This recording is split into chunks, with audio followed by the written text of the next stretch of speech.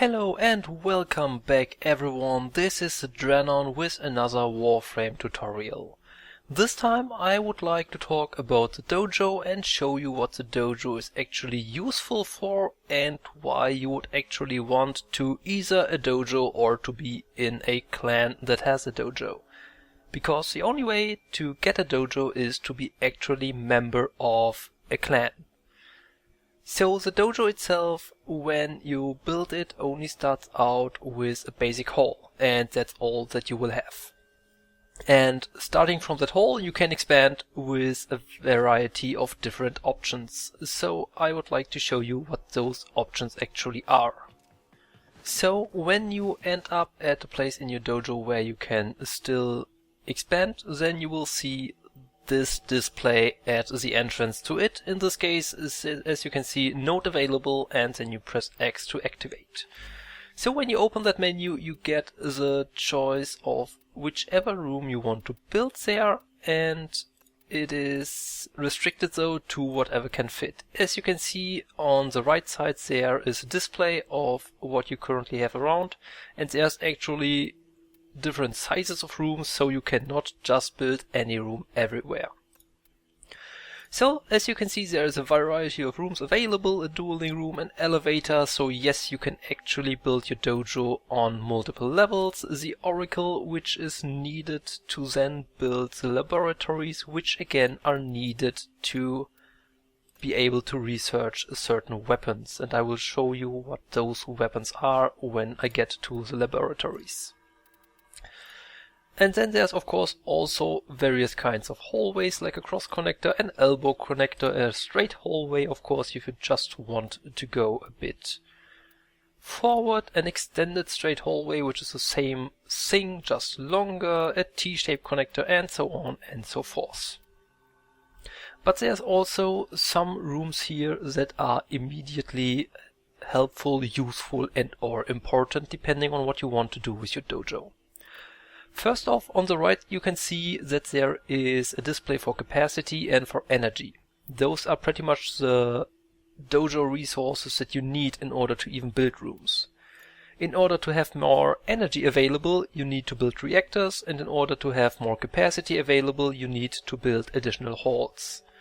I cannot show you that right now because the connection I am at will not fit another hall. But if you can build a hall, then it will show up here as well. But that aside, there's also 4 different kind of barracks. There is a shadow barracks, the storm barracks, the mountain barracks, and the moon barracks. And those are needed if you want to increase the size of your clan. Because an original clan, once it is founded, only can have a maximum of 10 members. If you want to go beyond that, you have to build the Shadow Barracks, which will allow you up to 30 members. Then you have to build the Storm Barracks, which will allow you up to 100 members, and so on, up to the Moon Barracks, which will allow you to have up to 1000 members in your clan. There is 2 reasons why this is important. For one, of course, well, if you can have more members, you can have more members, that's fairly obvious. But what's also important is, the bigger your clan can be, the more expensive everything within the clan dojo will be. So the larger your clan is, the more it will cost to build extra rooms, and the more the research for new weapons will cost. So that is something to bear in mind. If you will never go beyond 10 members, there is no reason to build the Shadow Barracks, for example, because it will not only increase your maximum member size to 30, it will also make everything else more expensive. As you can see, the Shadow Barracks are not too expensive. It's 1000 credits, 150 alloy plates, 600 ferrite, 300 rubido, and 1 forma. But when you look at the Storm Barracks, it costs the same, yes, for now anyway, because in order to build them you need to build the Shadow Barracks first, which means your clan will be upgraded to a Shadow Clan, which means all the stuff will be more expensive. So that is it pretty much for building rooms. So there's a variety of different rooms with varying functions, and I will show you some of them in my tour through the dojo. Some of them you really can just try out yourself, put them into your dojo if you have one, and then see yourself what they are good for. One room that is certainly the largest in the dojo is the obstacle course, which kinda lost its meaning with the release of the new Parkour 2.0 system, because that makes a lot of it sorta redundant and way too easy. So still a room that you can build if you want to jump around a little bit, but nothing really too important, just something to mess around in. One thing that the rooms have all in common, and which is especially fairly nice for the halls because they originally are really empty, like all the trees and such that you can see here are not there to begin with, is that you can place decorations, and there's two ways to do that. One, there is a console in each room for the room options. When you activate that, you can set a message for the room. You can place decoration, edit the existing decoration, or destroy the room. So when you choose place decoration, you get a choice of various decorations you can place in the room. Who would have thought that you can place decorations with the place decoration option, eh? As you can see, there's banners, there's bells, and all this nice kind of stuff. A storage crate, a koi pond, and really there is a lot of customization to be done here. Two things that kinda stick out are the trading post and the treasury, because those actually have real function aside from looking nice. The drums do as well, by the way. They actually play sounds, but that's more of a gimmick. The trading post and treasury actually have a purpose. The treasury is meant to be able to contribute credits to your clan and or alliance, and the trading post is actually used to trade with other players. So before I talk about especially the trading post, let me show you really quickly how you actually place the decoration, choose the place decoration option, and then you can freely place the decoration in the room.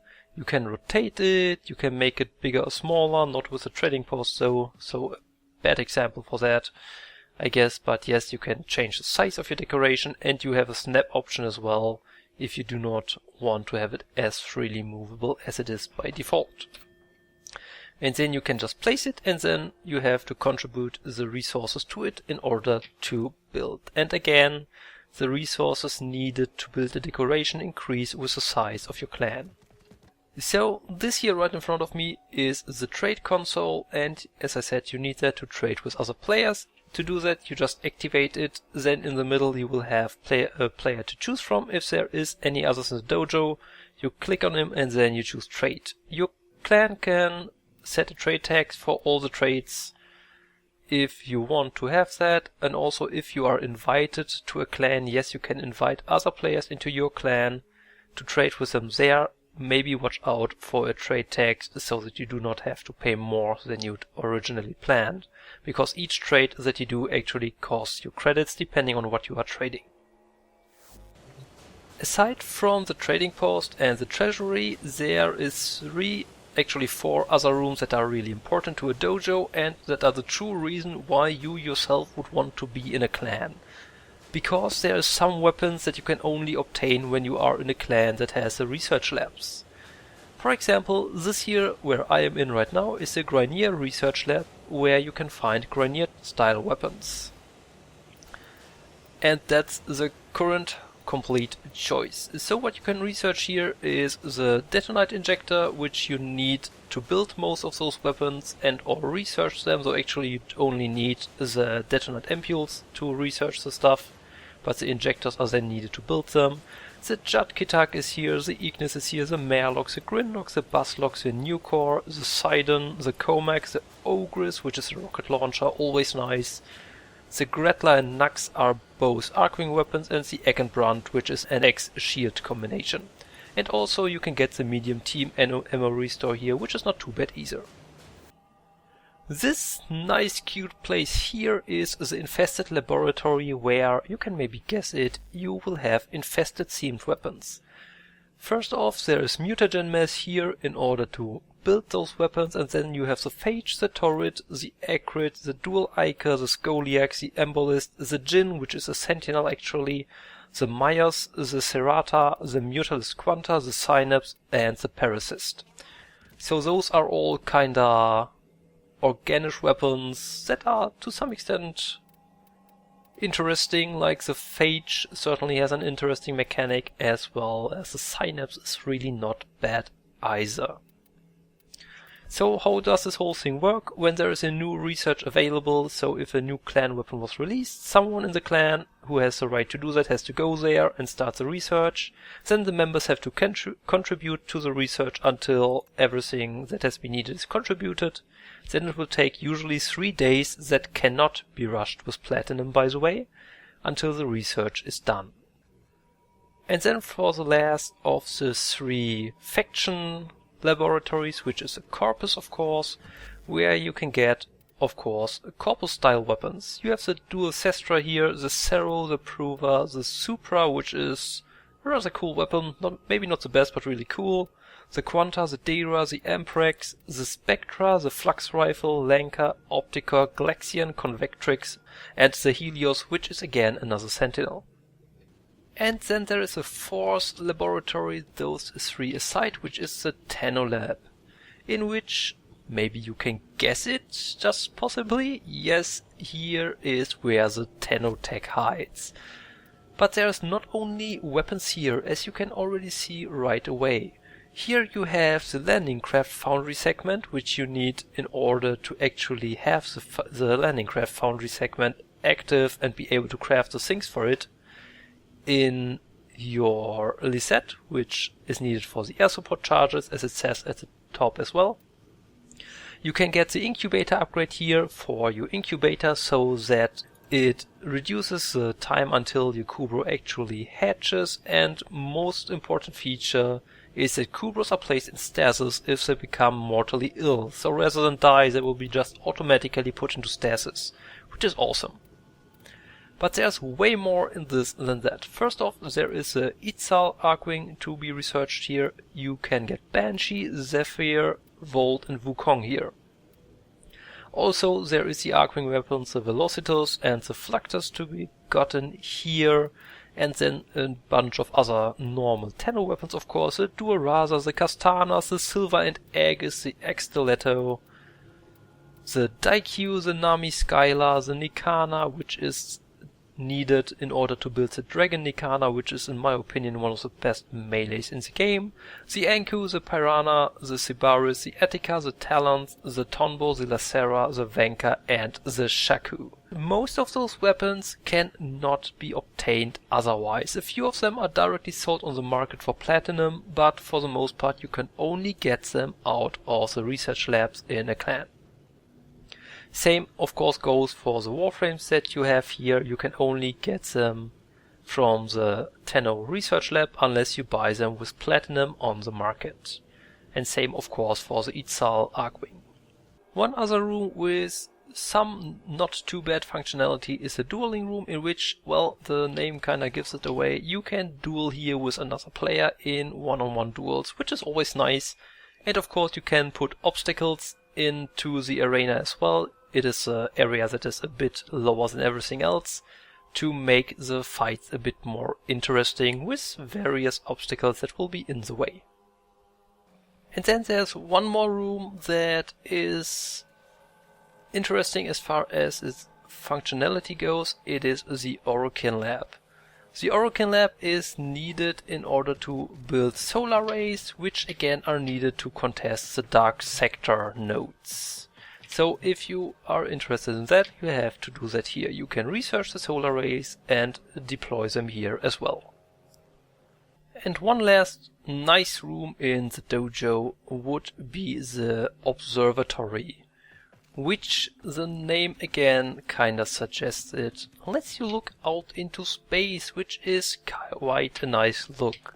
Also some of the rooms have those nice pads here that you can just use to kneel on them, which is basically all they do. It's just kind of a waiting position. And then in the center you have the solar system shown, but there is not any functionality to that you could use it like the navigation, which would actually be a nice feature to just start missions from your dojo. And that's actually all that there is to the dojo. As you can see, it is definitely important if you want to have all the weapons and frames in the game, because it's the only way to obtain some of them.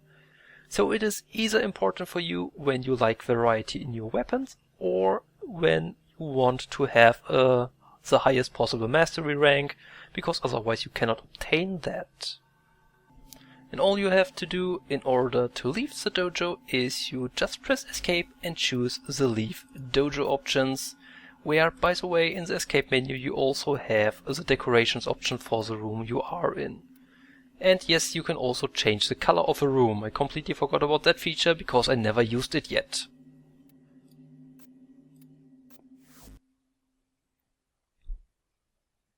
So this was a little tour through the dojo, showing you what all the different rooms are, or most of them anyway, at least the ones that have a functionality, to tell you why you would want to be either in a clan or, well, actually yes, why you'd want to be in a clan, because this is the only way to obtain some of the gear in the game, and actually some of the fairly great gear in the game as well. If you do not want to miss my other tutorials, don't forget to subscribe to my channel. If you liked the video, you know where the like button is. If you did not like it, well, the dislike button is there as well. In which case, though, I'm fairly sure you are not watching anymore anyway.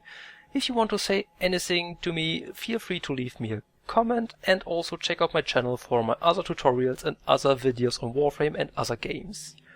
This was me, Drenon, with a little dojo tour for you. I hope that I will see you all again next time. Bye!